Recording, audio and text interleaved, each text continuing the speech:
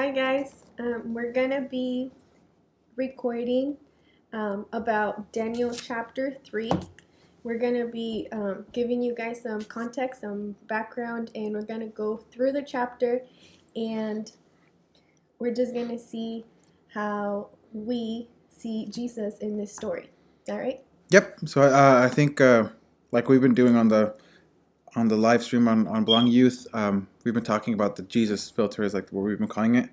But we wanted to get these to you guys so you guys could look back at them. And the whole point of why we're even doing it like this is because if you grew up in the church, like we did, like a lot of us have, we know some of these stories, but we don't really we just kind of know that they're stories, right, and that they happen, but that we don't really have any kind of idea of like um, why they're even important in the first place. If that kind of makes sense. And looking back at them through a different lens or through a different filter, then we could pick some things out and see why they even matter in the first place. Um, Today we're going to talk about The, Daniel chapter 3, the which is fiery furnace. the three guys in the fiery furnace, which we know the story of, but we're going to look back at it through a different lens, right? So um, just kind of setting the scene for this, I guess. Jesus himself, in the Gospels, the Gospel of Luke, in chapter 24, he he tells these two people that he's walking with, right? He tells them when they're sad and they don't really understand what's going on after he was crucified. They don't really get what's happening. They're pretty sad and they're just going back home.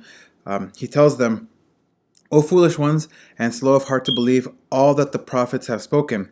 Was it not necessary that the Christ should suffer these things and enter into his glory? And beginning with Moses and all the prophets, he interpreted to them in all the scriptures the things concerning himself." So he pretty much went back from the beginning, right? And they knew all these stories like we did, probably even better than we do. But he went back and showed them, right, and interpreted them in a way that they were able to see that they were about himself, right? Which is what he's saying. All this stuff is concerning himself, Jesus. So it's like Jesus put the Jesus filter on, like Jesus started the Jesus filter thing. So that's what we're doing, and we're just keeping that in mind, right? That these scriptures aren't necessarily about us or about um, what we can take out of it, or necessarily like how they apply to our life, because they're not about us, right? They're about Jesus, and they're talking about Jesus, right? And it will be fulfilled later on when Jesus finally comes. So there's important things that we miss when we don't put the Jesus filter on. That makes sense. Yeah. Okay. So today we're going to talk about Daniel, the first part of the Daniel Jesus filter, because we're going to do another one later. But the first one is about the three guys, right? And we know the story, but we'll go back and just kind of give some Are we doing the bell? context. Huh? Are we doing the bell or no? Yeah, we could do the The filter bell? yeah, we have a cool thing where we do whenever the Cool Jesus thing. filter. It is cool. Whenever we have the Jesus filter, like a Jesus moment or whatever, we're gonna do a. I don't even have the sound on. Sorry, is it not on?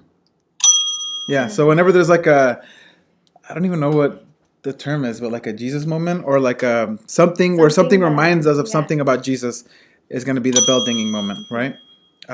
So whenever that pops up, we're gonna ding it, right? Because it'll be the Jesus bell, the Jesus filter bell, yeah.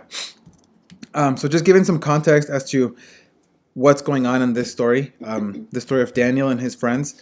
So Israel, which is the people of God, right? The people that were taken out of Egypt, which we spoke about, right? We spoke about earlier about the people in Egypt. They were taken out of Egypt into the promised land, but they kept messing up, right? Like just like everybody else does. They just kept messing up and they kept not believing in God, and bad stuff kept happening to them. And in those stuff that kept happening to them, they kept getting taken over by empires, right? And it was the Persians, the Babylonians, and then the Romans, right? Like just in Jesus' day. So in this particular story with Daniel, they were taken over by the Babylonians, which are kind of like the Persians, but they were taken over, and they were taken over so much that they wanted to just pretty much erase anything that had to do with their Jewish culture, right? With their Israelite culture, I guess it would have been called. So they pretty much killed like 90% of the people there in the Israel people, and maybe only like 10% were survived. I don't know, that may be debated, but like they killed a lot of them, and only a certain amount of people survived it. And those that did survive were taken as like Servants?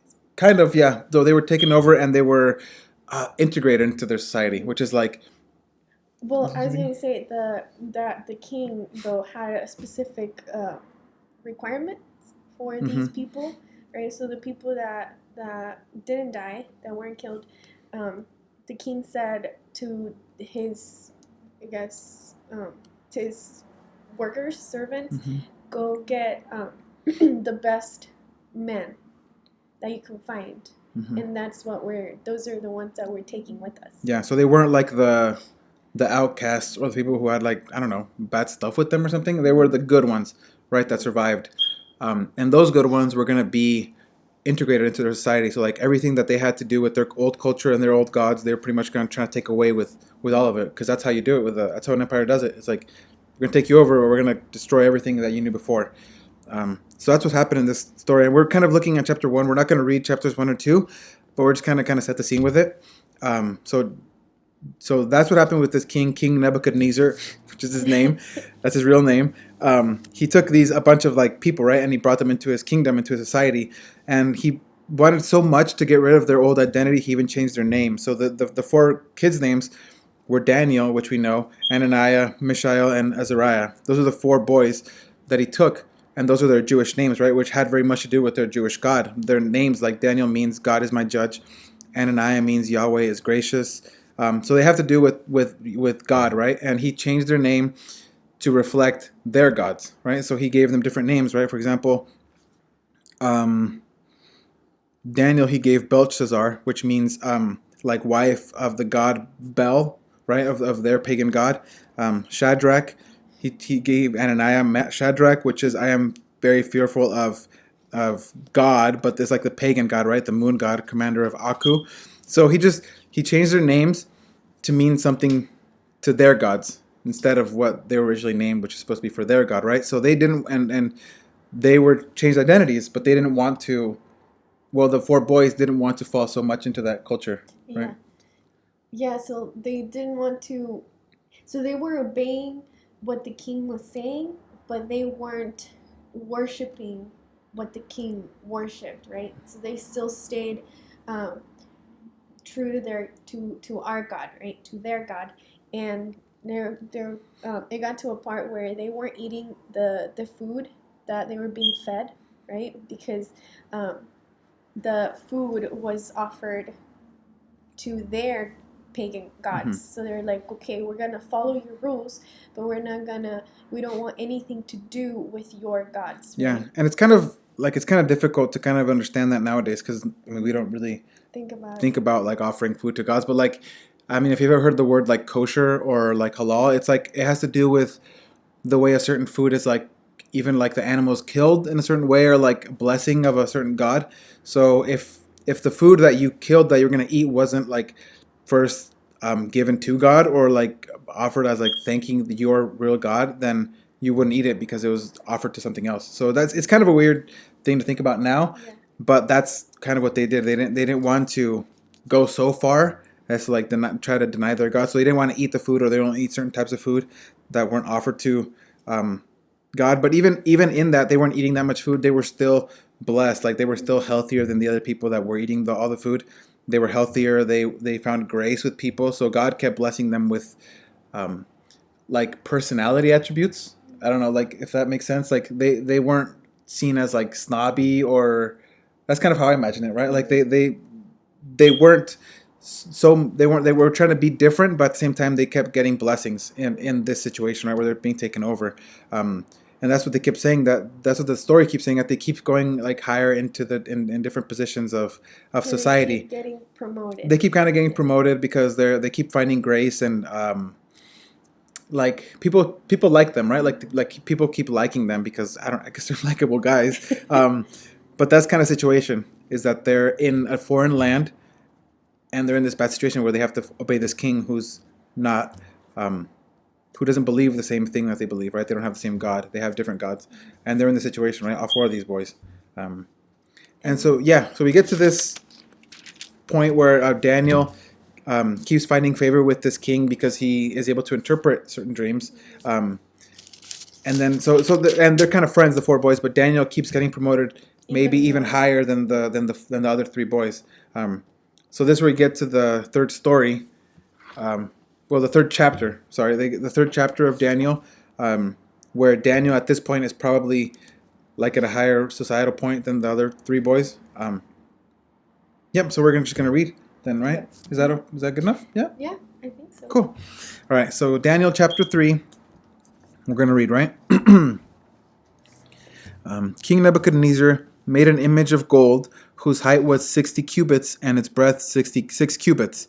He set it up on the plain of Dura in the province of Babylon. Then King Nebuchadnezzar sent to gather the satraps, the prefects, and the governors, the counselors, the treasurers, the justices, the magistrates, and all the officials of the provinces to come to the dedication of the image that King Nebuchadnezzar had set up. So just kind of like putting that into different words, the king made a huge statue, right? That was of a god, maybe him or maybe another kind of pagan god. But this thing is huge, right? It's like 90 feet by 9 feet. I mean, it's a big statue, and he made it so everybody could worship it, right? And he put it in this place, right? So he wanted everybody to go and worship this statue, right? So we're going to keep reading verse 3. Then the satraps, the prefects, and the governors, the counselors, the treasurers, the justices, the magistrates, and all the officials of the provinces gathered for the dedication of the image that King Nebuchadnezzar had set up. And they stood before the image that King Nebuchadnezzar had set up. And the herald proclaimed aloud, "You are commanded, O peoples, nations, and languages, that when you hear the sound of the horn, pipe, lyre, trigon, harp, bagpipe, and every kind of music, you are to fall down and worship the golden image that King Nebuchadnezzar had set up. And whoever does not fall down and worship shall immediately be cast into a burning fiery furnace." So, yeah, we could hit the bell. So, kind of going back, so he made this statue and he wanted everybody to worship it whenever they played a certain type of music, right? So everybody knew this. Whenever this music plays, you have to bow down and worship this image. And if you didn't do that, then you'd be thrown into a fiery furnace, which is the bell dinging moment.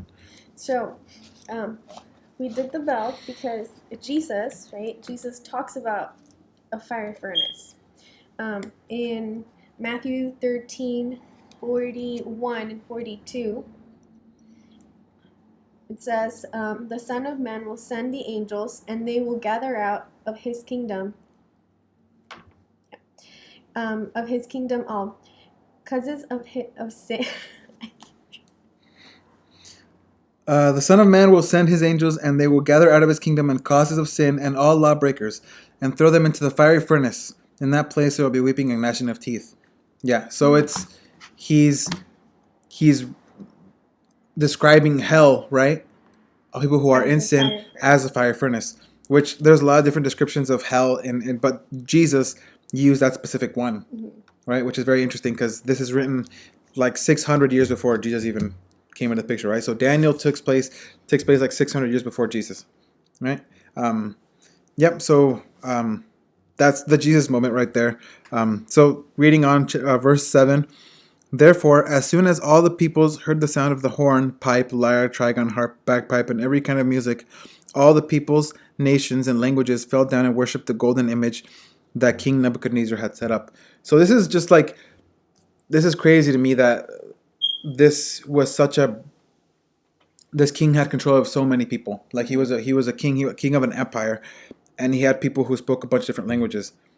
And whenever anybody played this kind of music, they all had to worship and bow down to the image, right? So, and I guess that just kind of surprising that he had that's how much power he had, which makes it all the more like important how these boys kind of opposed that, right, or stood in front of all that power.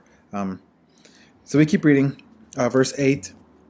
Therefore, at that time, certain Chaldeans, which are just a kind of people in this empire, came forward and maliciously accused the Jews. They declared to King Nebuchadnezzar, "O king, live forever. You, O king, have made a decree that every man who hears the sound of the horn, pipe, lyre, trigon, harp, bagpipe, and every kind of music shall fall down and worship the golden image. And whoever does not fall down and worship shall be cast into a burning fiery furnace. There are certain Jews whom you have appointed over the affairs of the province of Babylon, Shadrach, Meshach, and Abednego. These men, O king, pay no attention to you. They do not serve your gods or worship the golden image that you have set up." So they're pretty much snitching, right, on these four boys, right, because they're saying that they don't bow down and worship your image when you play the music. Um, so then King Nebuchadnezzar, in furious rage, commanded that Shadrach, Meshach, and Abednego be brought. So they brought these men before the king. Nebuchadnezzar answered and said to them, "Is it true, O Shadrach, Meshach, and Abednego, that you did not serve my gods or worship the golden image that I have set up? Now if you are ready when you hear the sound of the horn, pipe, lyre, trigon, harp, bagpipe, and every kind of music, to fall down and worship the image that I have made, well and good." Right? So he's saying, okay, guys, I heard that you guys aren't bowing down and worshiping this image. So I'll give you one more shot, right? Like we'll play it again, and if you hear the music and you bow down, then we're cool, right? It's fine. But if you don't worship, still keep reading on, verse 15. But if you do not worship, you shall immediately be cast into a fire furnace. And who is the God who will deliver you out of my hands? So he's telling them, if you don't, I'll throw you in this furnace, and we'll see which God rescues you from me. Can I just say though that part right there reminds me of when the Pharisees asked Jesus about paying taxes, right? They were like, okay, so is it good to pay taxes or not, right? So Jesus didn't fall for it. He's like, okay, show me a coin. And they give him a coin. He's like, okay, whose image is on this coin? Well, the Caesar, right? They're the king. And so Jesus said, okay, give Caesar what belongs to Caesar and give God what belongs to God, right? So these guys remind me of that moment, right? Because they're like, okay, we're following your rules, right? We're learning your God's, like the pagan gods' theology, whatever it was that they believed. Like we're following your rules, but we're not going to bow down to your gods, right? Like we're giving you what belongs to you, kind of, but we're gonna give our God what belongs to our God, right? Mm-hmm. And so they don't bow down, and that's when they. Right, yeah. So then we keep reading, verse 16. Shadrach, Meshach, and Abednego answered and said to the king, O Nebuchadnezzar, we have no need to answer you in this matter. If this be so, our God, whom we serve, is able to deliver us from the burning fire furnace, and he will deliver us out of your hand, O king. But if not, be it known to you, O king, that we will not serve your gods or worship the golden image that you have set up. So exactly like what you're saying, they said we're not like right. If we're not going to answer you this, right, because whatever happens, like God's going to deliver us from the furnace, right? And if He doesn't, then we're still not going to bow down and worship. So it's they're just making a firm stance that we're not going to worship your God. And if you throw us in the fire furnace, like God will help us and deliver us through that. But even if He doesn't help us, we're still not going to bow down, right? So we'll die not bowing down to your to your God. And that also brings that moment where Jesus prays. Like he doesn't want to I'm not really ringing the bell anymore, but he goes and he prays and he's like, I know that I'm gonna go through a lot of pain, and he's like, if it's possible for this cup to pass, right, like I don't want to go through it if there's a different way, but he also says, right, but I will go through it if that's your will, God, right? So he's like, I'm not gonna bow down to my flesh, like I'm not gonna give up, right? I'm gonna do, like, even if that doesn't happen, I'm still gonna go through with it. Yeah, so that's the like the parallel and the similarities in that. Yeah, we keep reading on, verse 19. Then Nebuchadnezzar was filled with fury, and the expression of his face was changed against Shadrach, Meshach, and Abednego. He ordered the furnace heated 7 times more than it was usually heated, and he ordered some of the mighty men of his army to bind Shadrach, Meshach, and Abednego, and to cast them into the burning fire furnace. So, yeah, I mean, Nebuchadnezzar was pretty mad, and so mad that he asked them to to burn the furnace 7 times hotter than it would have been. Just to make sure, right? Like, he was probably scared. I mean, he didn't believe in their God, but he believed in God's, right? Believed that gods were able to do things. And so when these guys showed him how sure they were that their God was with them, he was probably like, okay, I'm gonna make sure that you guys die. So I'm gonna heat up the furnace 7 times more. Yeah, and I think like that's just kind of like an exaggeration. I mean, there's probably no way to know that it was actually heated 7 times, but it was just really hot, right? Like heated, super hot, right? And maybe just a way of expressing that. But yeah, so they bound these three boys and they were about to throw them in there, right? In the verse 21, then these men were bound in their cloaks, their tunics, their hats, and their other garments, and they were thrown into the burning fire furnace. Because the king's order was urgent and the furnace overheated, the flame of the fire killed those men who took up Shadrach, Meshach, and Abednego. And these three men, Shadrach, Meshach, and Abednego, fell bound into the fiery furnace. So yeah, it was so hot that it even killed the people who threw them in there. So like that just kind of shows how hot it was, right, and how real it was. Yeah, so here we have like, I mean, these guys who died throwing Shadrach, Meshach, and Abednego into the furnace, and then they're in the furnace, right? Shadrach, Meshach, and Abednego are into the furnace. So the question is like, well, what happens to them, right? Like, I mean, they're for sure gonna die. I mean, the other people died. So we keep reading, right?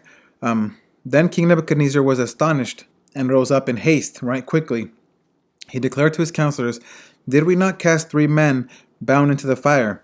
They answered and said to the king, "True, O king," he answered, and said, "But I see four men unbound walking in the midst of the fire, and they are not hurt, and the appearance of the fourth is like a son of the gods." So I think this is like the major bell moment because he saw four guys walking around, right? They were bound originally. They were thrown in there bound. I kind of imagine like they were wrapped up like mummies, right? I mean, I don't know, but I think that's kind of how they would have been thrown in there. Yeah, and just to make sure, did we mention that Daniel wasn't there? Yeah, so there's the three boys. Yeah. Daniel must have been somewhere else. Yeah. So he wasn't there, so it wasn't Daniel. And if like Daniel did not look like the son of a god. Yeah, so they're unbound, right? Somebody took them out of what they were bound by, and he says that the fourth is like the son of the gods. And I think like we kind of spoke about this being like Jesus, using the Jesus filter and seeing other similarities. I think this is like even more than that. This is literally like Jesus appearing right here in this moment with these four boys. Because Jesus was from the beginning, right? I mean, we could read in the Gospel of John that when it says that the beginning was the Word and the Word was God and the Word was with God, and then later on he says that that Word was Jesus. So that Word, that Jesus was even before the creation of everything. Yeah, well, right? And then in the creation story, right, when God says, let us make this, yeah. Yeah, it's like, okay, let us, right? Mm-hmm. So he's obviously saying God the Father, God the Son, and God the Holy Spirit. Mm-hmm. Like it was since the beginning. He was from the beginning. And I guess there's a term for it. It's called a Christophany, like a physical appearance of Christ before he was incarnate and made flesh. So yeah, this is and this is even going beyond that. This is like prophetic because like in Isaiah, which is a prophetic book. See if I can find that really quick. Isaiah 43 verse 2. That's the other way.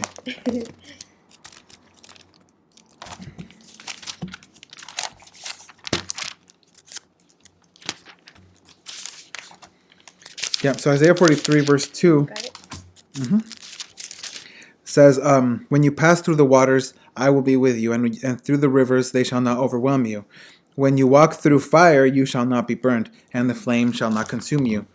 So that's just like prophecy, right? That God is gonna deliver you through that, right? Through that stuff.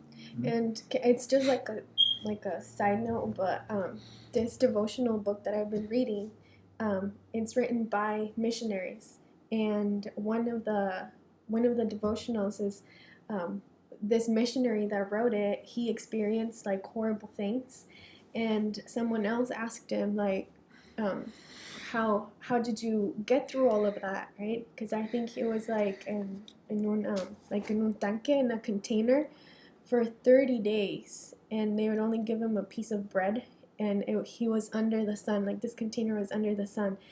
I could just imagine how it must have felt, right? Anyway, so he said, the book's in Spanish, so, but he said, I've never felt closer to Jesus than in that moment, during those days, right? Because it's during that time when the power of Jesus shows, like, you can see his power. Mhm. Anyway, so it kind of reminded me, took me Mhm. back to this moment when these kids are like about to die in the fire, and Jesus shows up, right? Mhm. And what the missionary said, I was like, wow, like it happened. It still Yeah. happens. Like, we obviously don't see Jesus physically, but the fact that this missionary had gone through all of that, and he said it himself, like, I've never felt him more than during those times, Mhm. and it's when his power just, you know, Yeah. shows up. So, yeah. Anyways, it was a side note. Yeah. So I think that's just like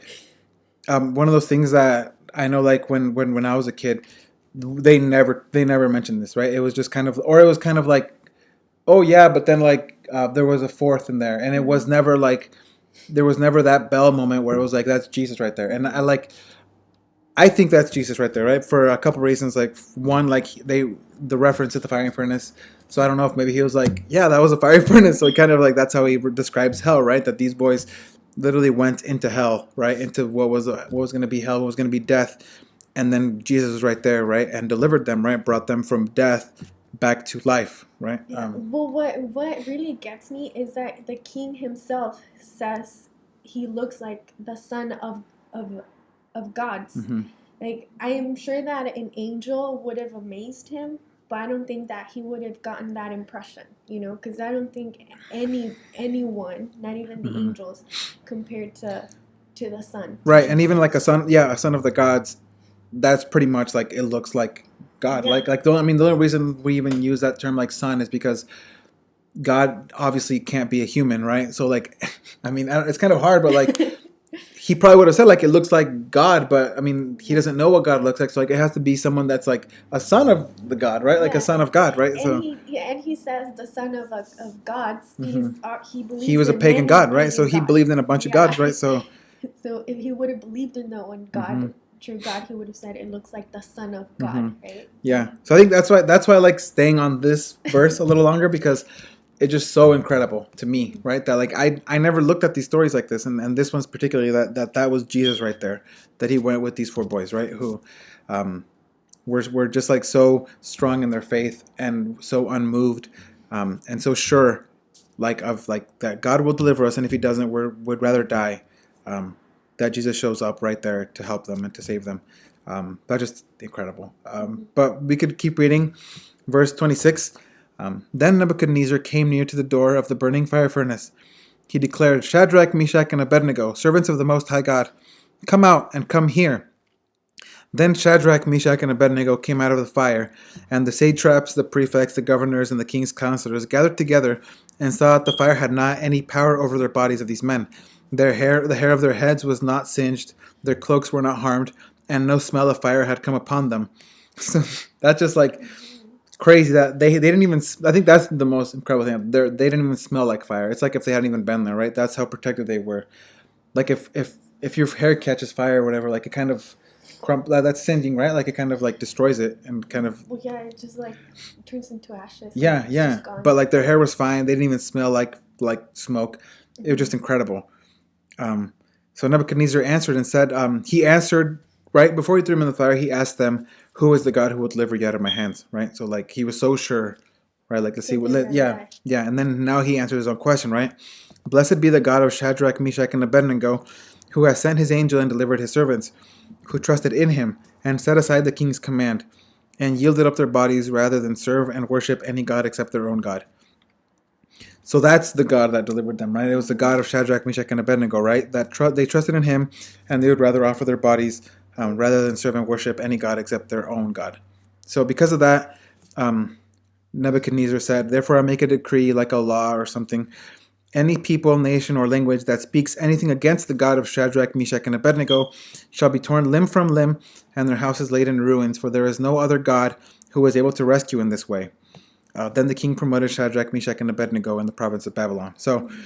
Um, so it's just kind of interesting that Nebuchadnezzar still he recognized that it was their God that saved them, but he very distinctly said like your God delivered you, right? He didn't fully accept that as like the true God. As Yeah. Yeah, as a true God. Mm-hmm. Pero it's just amazing that he's like, there's no other God that can deliver. Because I mean, his whole life he he was a pagan, right? Mhm. And during his life, he had obviously pagan gods. They're not Mhm. they're not gonna do anything. So he hadn't seen anything like it. So he's like, okay, there's no other god, Yeah, it must right? be it must be their god, the God. right? Yeah, and pagan, like that, maybe we pagan just means anything that's like anything that's not ultimately going towards the one true God, which is the God of the Bible, right? That's what pagan. That's the kind of the way that it's used, right? That's that when we say pagan God, we mean anything that's not the true God, which is the Bible, the one that we believe in, right? The true God.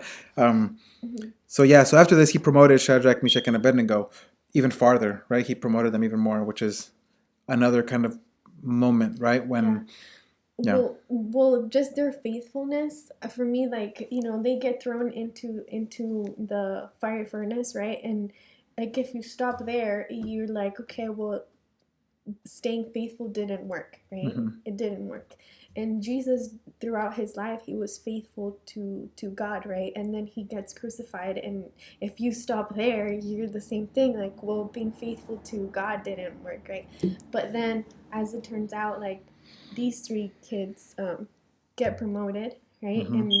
And I say, and Jesus didn't really get promoted, right? Because he was always, but in like just to put it in those terms, Mm-hmm. like Jesus got promoted after he resurrected, right? Because he stayed faithful and he ascended into heaven and he got to sit at the right hand Mm-hmm. of the Father, right? Yeah. So it's I mean, like I guess you could say it's kind of like a promotion, except Well, for he was there already, he fulfilled it, right? Like Yeah. he the only way that would have happened is by dying on the cross for our sins, right? So that's that promotion. Like because of that, now you are like above every other name, and like we Yeah. can worship you because that happened, right? So that's kind of like obviously we're not worshiping Shadrach, Meshach, and Abednego, but they were so true to their God that God took them right from death to life, and they even kept finding more grace and more like favor with the people, and they to keep getting promoted. Yeah, so this is just like one of my favorite things that we've done, which is like that we see actually Jesus showing up here. Yeah. Yeah. Um, So I mean, I feel like there's a lot more of Jesus to find in the story, right? But it would take like a lot more studying and just going in deeper. But these are just some of the things that when you're reading, kind of like they just pop up for us. Yeah. It's not like we're just diving like deep into this and Mhm. like breaking it down verse by Right. verse. It's Just like reading it, reading you the can kind of story, yeah. you can kind of see them once you put on the Jesus filter, which is Because I mean, our whole point, right, is not to make it hard for you guys, but like simple. Like just read the story, and then whatever pops up, pops up. Like okay, this reminds me of Jesus, or like this part of Jesus's story, right, when he was here on earth. So yeah, that's what we're trying to do, and I mean, we're getting a lot out of it. We get to see these stories in a different way, and we hope that you guys get to look at them in a different way too. yeah, because I think ultimately that's the goal is just to read the Bible, all of us together, like more. But we understand that it can be kind of daunting. I mean, to read this book, to think about like where to even start. But I think that's a good starting point, right? It's just like whenever I read, just try to put on the Jesus filter, which is kind of what we're going to be doing with these Stories, with these stories, with these videos. I think we're going to call it Jesus filter, maybe, right? Yeah. I mean, they'll kind of be the Jesus the filter. theme, yeah. Putting the Jesus filter 3 stories. So yeah, so we'll keep putting these out, and let us know what you guys think. Yeah. Yeah. Yeah, and if you guys have questions, I mean, we're gonna this is gonna be on YouTube, so if you guys have questions, you guys can comment, or if there's a story that you guys wanna us to put through the Jesus filter, just comment it. Yeah. Subscribe first. Like the Subscribe, video. like. Yeah, you could share it ¿Cómo too. dice? Like, comment, share, and subscribe. Yeah, There you that'd be cool if you guys could do that. Also, maybe like, without looking at your Bible, try to spell Nebuchadnezzar in the comments. Nebuchadnezzar. Yeah, try to spell it in the comments if you guys can. I am barely. That'll be a saying fun little thing. Yeah, can you say Nebuchadnezzar? Nebuchadnezzar. I Nebuchadnezzar. have to say it slow though. Yeah, in Spanish is Nabucodonosor. So if you want to spell it in Spanish too, Well, that one Yeah. comes naturally though. but you can't spell it. I mean, try to Nabucodonosor. spell that. I mean, I mean, don't if- actually try, but like, and it's hard, right? So try to spell it, and and we'll see you guys yep. on our next video. Bye. Bye.